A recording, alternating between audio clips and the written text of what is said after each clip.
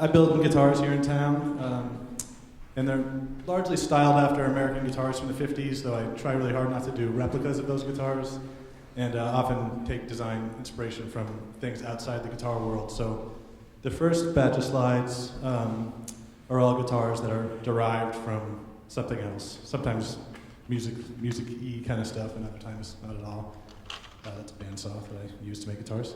These are two Gibson lap steel guitars. I apologize if I get jargony, but play them on your lap. From the early 50s. Two electric guitars styled after these two lap steels for a guy named Mark Spencer, who some of you may know, who used to live in town, steel player and guitar player, likes matching things. I try to get a personal connection between the guitar and the person playing it. This fellow, his whole family worked for the Pennsylvania Railroad. Actually picked a poor picture of the locomotive. Usually that solid stripe is 5 yellow stripes, but no secret that this is derived from that.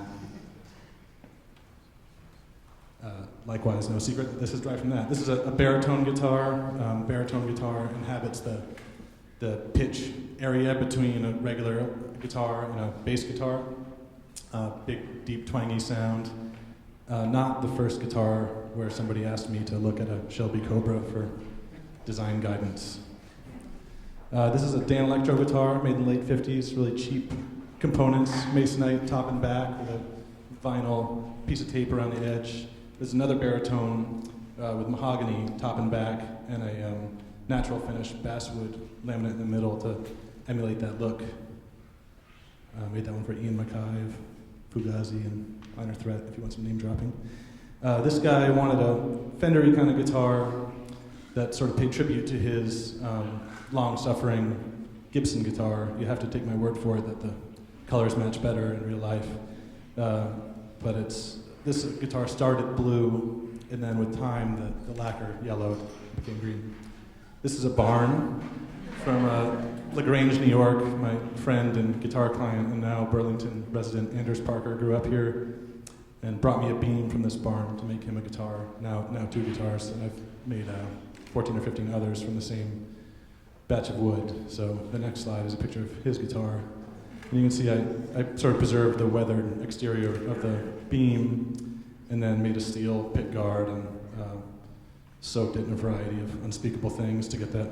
And this picture was taken after he'd had it for a few years, so these are the places where his hand has touched it a lot and sort of added to the patina. There's 6 more, all made from the same piece of wood, but you can see the variation in shapes and also the tint of the lacquer. Some of these, really show the weathered bits of the beam, and some almost don't look weathered at all. This is a pickup from a 40s Rickenbacker lap steel for a slide player.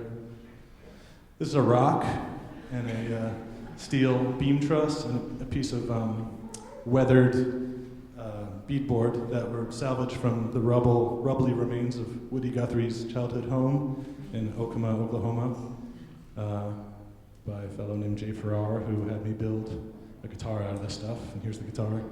I pulverized the stone, it was very soft, and packed it into this perflame strip around the body, and I inlaid that strip of wood in the middle, and then forged the bolt into the handle for that Bigsby tailpiece. Sort of going for a violin-y kind of look. Pickup configuration borrowed from Neil Young. I didn't make this, but for context, for the next couple slides, this is a pedal steel guitar, associated with country music, cumbersome to lug around. This one's actually very simple, but they can be incredibly heavy. You manipulate the pitch of the strings with foot pedals and knee levers. Really tricky to play. So the next few guitars all have bending mechanisms. This also for Jay Farrar, the Woody Guthrie guy. Small portable lap steel with 2 levers to bend the strings. You can't go buy hardware for these things off the rack anymore, so my father-in-law made me the bridge at the Oral-B factory in Iowa where he works, and it's an aluminum fretboard marker and a special pickup, and etc.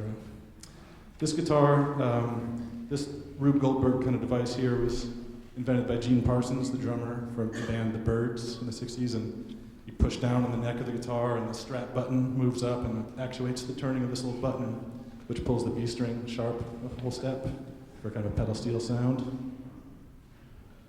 This one, sort of lousy picture, but has another palm lever to do the same thing as that last guitar. But it also painted by a local woman named Sarah Ryan, a good friend of mine who we've collaborated on a lot of guitars, so this also neatly segues me into the next batch of pictures. But they're all quite different, and she does a full-scale drawing for each one.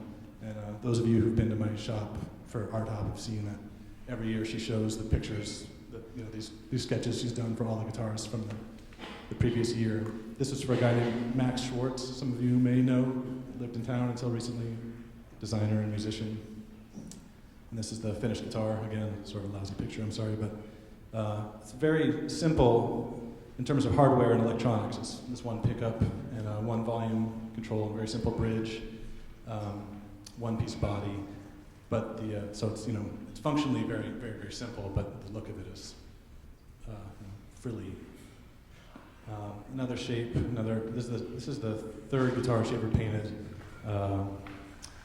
Fender-y style guitar with Gibson-y kind of bridge and pickups. This little button is a kill switch, so you can make helicopter kind of sounds with it.